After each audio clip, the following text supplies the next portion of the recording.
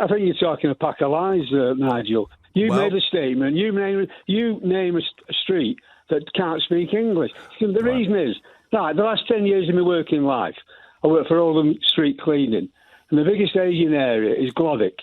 Yes. Now, I don't know a street in Glodwick where the whole population couldn't speak English. All right, well, maybe... Many people couldn't, but not the whole street. You're making this accusation. Well, maybe the Guardian are liars. Okay. Well, are you, though? No. Every repetition is a fresh defamation. I am very clear of what people, I say, particularly in the healthcare industry, were saying to me, that the numbers not even bothering to learn English were alarming. But this gentleman works in Oldham last year on this, Nigel Farage. Surely he knows better than the Guardian journalist or you. I don't know whether he knocks on doors and talks to people. Well, he cleans the streets. And he had become very right-wing, very pro-Brexit, and I was completely the opposite. Yes. We got into a passionate discussion after a few drinks, and he became very passive-aggressive, which I'd never seen in him before, and it was very sad. And then he said to me, Van, you're not English.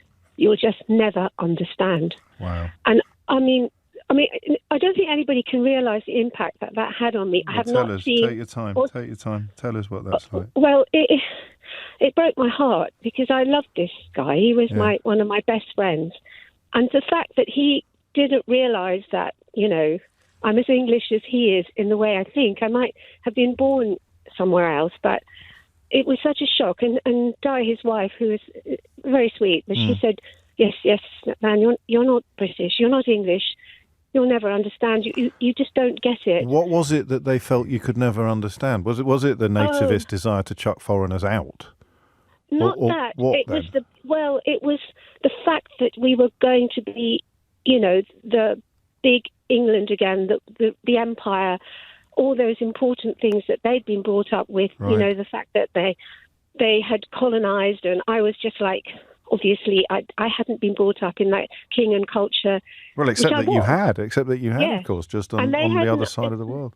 Exactly, and they hadn't got that, even in all those years that, my father did very well. We all went to What uni. did he think you were? If you said, what am I then? What would he have said? Well, I was so shocked. I don't know. He would have said, I don't know, Indian. You're half Indian. Yeah, or you're Indian. Which even though I'm 50% genetically Indian, I've had... that means, I hate to say it, but it means nothing to me. No, I mean, I don't feel racist or anything. We are who we want to be. Well, no, you have to understand, because the Anglo-Indians were so wanting to be British, but we were always subjugated. My father was a colonel, but he had to salute to a colonel in the English army. Oh, that was the hierarchy. So they weren't equal. No way. Did that friendship end that day? Yeah, as far as I'm concerned. I mean, we've never met each other, and that was since that time. And you'd been friends for years and years? Since I was 7. Since you were 7, and then you carry... Yeah. And if it wasn't for Brexit, that never would actually have come to the surface. No, I never realised. But and he liked you. He considered you a good friend as well, but his concept of Englishness was Faragist, I suppose. Oh, absolutely, and I'm sure he's still very right-wing. We haven't gone there. We haven't discussed... Well, because I haven't seen them. I mean, I've struck up friendship with Di again because she's been very sweet and trying to sort of... but not... Wes hasn't made any inroads or any overtures to try and mend the... Do you think he knows how hurt you are? No, I don't think he does, and because he wouldn't have said it if he knew. He wouldn't have wanted to hurt you. He just thought this was an observation. I don't know, James. I think at that time people were so dogmaed that they could not see beyond. Great word. I don't know if it's a verb, but it is now, Vanessa. Dogmaed up to the eyeballs. Yeah. Well, I'm so sorry for that. That's such a powerful example of what we're trying to talk about this hour, but I'm obviously sorry that you're in such a powerful position to make that contribution, because it's awful what you describe, and it is, and it's helpful as well that you speak from, you mentioned, the sort of middle class or relatively privileged background, because one of the worst things these people do is pretend that they somehow represent what they call working. I listened to the whole of the launch this morning, which was pretty tough going. But as someone where tax cuts will make absolutely no difference to me, I was quite disappointed. So I live on £11,500 of state benefits. I am disabled. I live in social housing. And I was told recently that the adaptations I need to my flat can't happen because there's not enough in the grant fund. So it'll take a year to a year and a half before I can have my flat adapted. So much as it's really nice to hear that they want to bring down taxes and they want to do away with NI, right now what I would really like, rather than being told they're going to take 12 billion out of welfare, is a system that works. What do you think a reasonable waiting time would have been? Well, 5 months, 6 months. I mean, but of course, it's also that's a year after you've been through the grant process to find out whether you can get it, having already had all of the assessments done by the OTs and all the rest of it. And it didn't used to be like that. There used to be enough funding in the local authorities to get these things done. So being told that what we actually need is for me to be bullied back into work, I would love to work. It can't happen. But you're going to the Conservatives today announced a 12 billion cut to welfare. Their present consultation on PIP is about taking away the money and giving vouchers, adding even more costs to the administration. It feels like that this party, who my parents voted for all their lives, have really lost the plot when it comes to the balance between how do we look after those in need and how do we stimulate this economy. You see, so too much emphasis, too much influence is placed in this man. Yes, I think Farage. Well, I think we're the Labour part, because I'm a Labour supporter. I just think they just think of him as being so great. It's so important that we can't. Hang on, did someone feed you the important line? Is there someone behind you? My wife did actually. Ah, yes. What does she think? About the same. Put her on. Put her on, okay. Hold on. Thank you. Mary, hurry up. Mary! Because you're on the air. Right. Hold on. You're on the air. Get on, Mary. Tom. Hello. Hi, Mary, it's Tom. Hi, Tom. I could hear you joining in with your husband. You were giving him the right thing to say. So much attention is paid to Nigel Farage. Farage? Farage. And why should it be? What's he ever done apart from want to get out of the EU? You don't understand people's liking of him particularly? I don't really understand it at all. And the other thing that I don't understand is why he gets so much airtime. He's on talk programmes, people interview him all the time, and really why? What do you think is the way of combating him in the sense of ideas and arguments rather than throwing rocks at his bus or whatever it might be? Well, how do you persuade people away from it? Well, ignore him a bit, maybe. Right, just ignore him. A bit. Is that what John thinks as well? Yeah. Right. I just think don't give him the airtime. How long have you two been married? 50 years. You could almost literally finishing each other's sentences on the radio. Wonderful. Mary, thank you very much indeed. Best to John. Help me out. I honestly think you underestimate the basic nastiness of the guy. Yes. Go on. I'm talking about it. I remember Johnson making a comment about Savile and Sunak nodding his head, and it just annoyed me so much. It stuck in my head, and when I first heard you saying you felt sorry for him, I said, God, I have to ring in and tell him that, there's a basic nastiness in that guy. A snidiness, you mean? A sort of... You could see him not necessarily being the ringleader of the bullies, but being rather enjoying the bullying. He's at the back of the crowd. Yeah. But I can still feel sorry for him because, if the crowd turned on him and started kicking 7 shades of blue out of him, I would want them to stop at some point, Owen, and so would you. I don't know. Behave yourself. This is all metaphorical, but yeah, okay. Well, there's a psychological distinction of sorts. So no sympathy whatsoever for Sunak, but a little bit of sympathy for me for losing my marbles, it would appear. Well, a wee bit that way. That's very kind of you. Right, this is what I still like to shout at the radio. Then he said, well, I'm going to reform. Yeah. And do you know reform wants lower taxes taxes, right? Small state, so then you won't get money to help pay for your funeral. And it's things like that that people don't even want to think about, because all they want is little men that are like clowns. Oh, look, I can do this, I can do that. Because it's not Big Brother. This is about real things, right? Right. So, can I come in? Do you? That's in. No. Don't, Abigail, you're always in addition to the programme when you call. I love it when you call. Do you think that the electorate now, that voters, mistake politics for entertainment? Well, I think now, and this is not going to go down very well, I'm a working class person, I never went to university, but I'll tell you now, what I think now, people are dumb, people are stupid, and just like the whole world now, I think smart technology and everybody like that, people have got stupid, right? And people want stupid answers, right? They want soft answers, they want everything to be, I can promise you this, I can do that. Life isn't like that. And you know what, talk about the last caller, I'm on the left, right? But I get so annoyed with the left, right? Because they want protest parties, pragmatism. I'll tell you now, right, if you guys don't go out and vote tactically, right, it's going to be people like me that are going to suffer. Right? So when people on the left go, I can't vote Keir Starmer, he's Tory light, well, I'll tell you what the real Tories are going to do, they're going to smash people like me. So I hope you're happy, because most of them, these left people that ring you, are middle class people. It ain't going to affect them, it's going to affect people like me, yeah? And I'm telling you now, yeah, when I see things like that, I'm like, how can you say? So for you, yeah, for you, there is it's all right. That for you, there is a real difference between the two parties, and we do hear a lot that there isn't, but you say there absolutely is from your perspective. Thank you, Abigail. We're never governed from Brussels, but for people who believed that we are now governed from Westminster. How much better are things for you, do you think?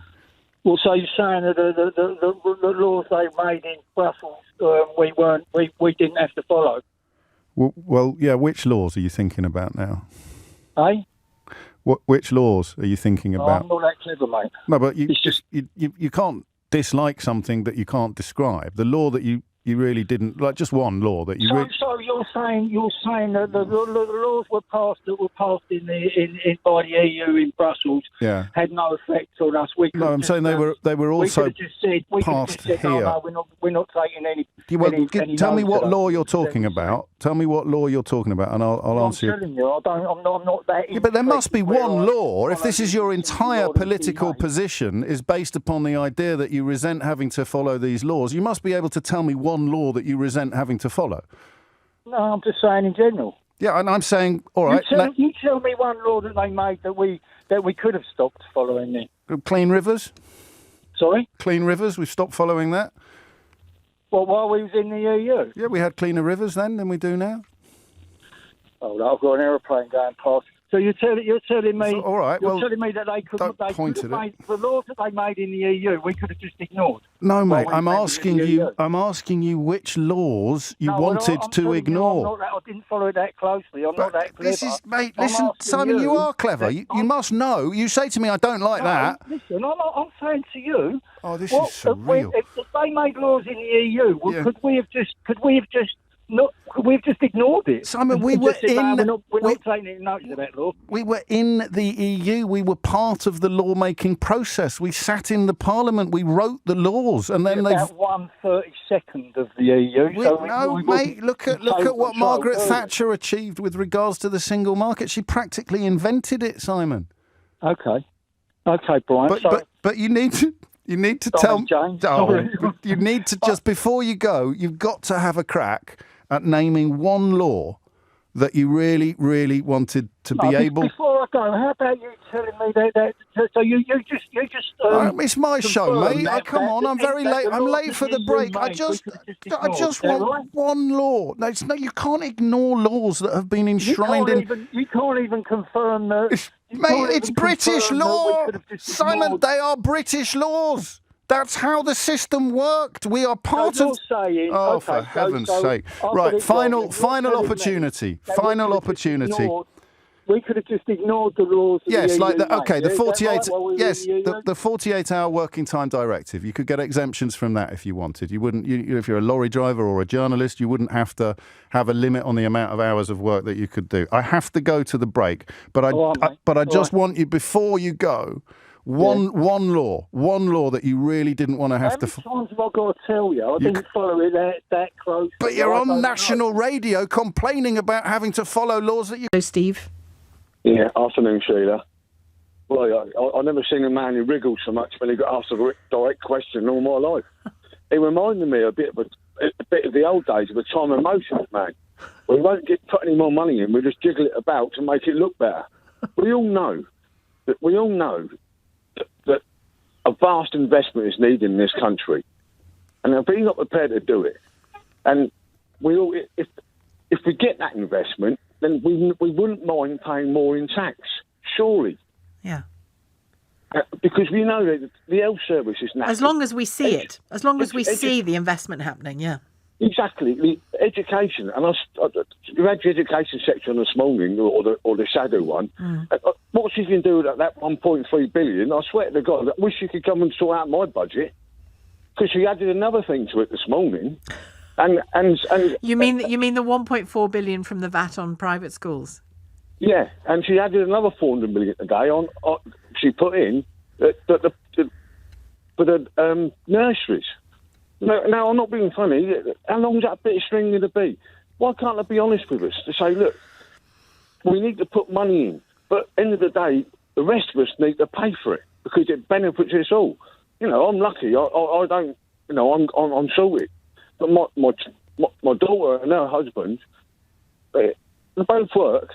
The biggest expense they've got is childcare. Yeah. You know, I'm not being funny. Things like that. You know, it's an absolute scandal how much I've got to pay. If they turn around and said, well, instead of getting 3,000 more nurseries places, and said, well, what we do, we give you help to pay for it, the ones that are existing. And then, if that's the case, then nurseries would evolve naturally. It's just a way of just taking the eye off the ball. And twice you asked a direct question, and twice you stuttered.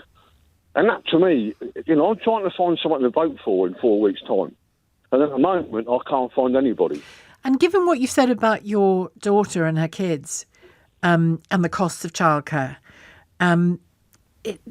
what did you make of the main reason he wanted to talk to people like me today, which was the nursery plan and the breakfast club plan?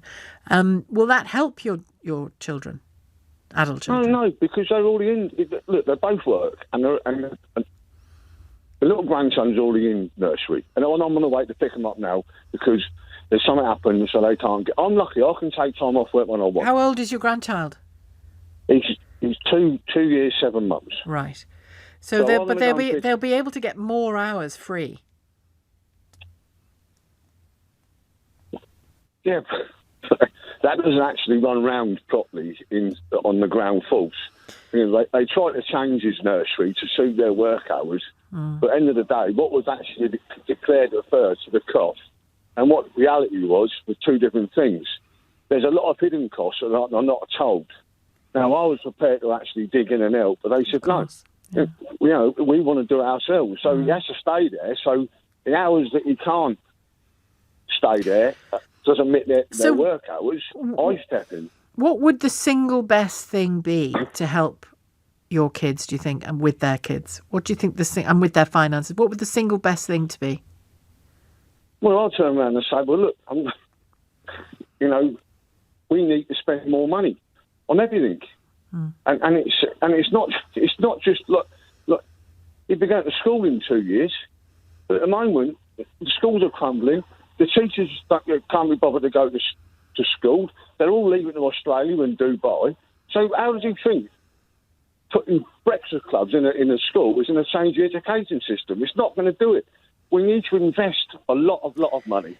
Well, and I'm afraid. Well, I mean, I think you're right. Investment is absolutely necessary. But I guess if you're a working couple or a working single mum or single dad, even more, you know, because you don't have that extra support, and you need to do shift work or you always work early, if you find that your child's school is able to take them earlier, have a breakfast club in which they have activities as well as food, and then off they go to lessons at 9 o'clock as normal, that's going to save you money, isn't it?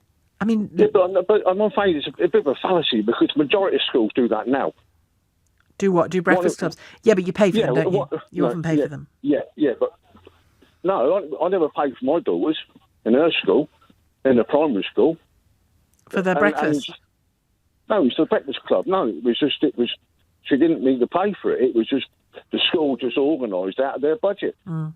It was a primary school, and at the end of the day, if you've done a poll, majority of schools already do breakfast clubs. And again, they didn't really say about these breakfast clubs because it was asked about who's going to sort of monitor them, who's going to manage them, and all they were sort of saying, well, no, we just call that, we just give them free food. But that doesn't. You can't expect teachers to go in an hour early. So more cost in paying people to actually. I just think it's like I say that there's no straight answers. They're just tinkering what's already there, trying emotions, mate. So are you still at a loss as to how to vote? When I heard that interview with you, it just I was laughing. You don't laugh at prime ministers.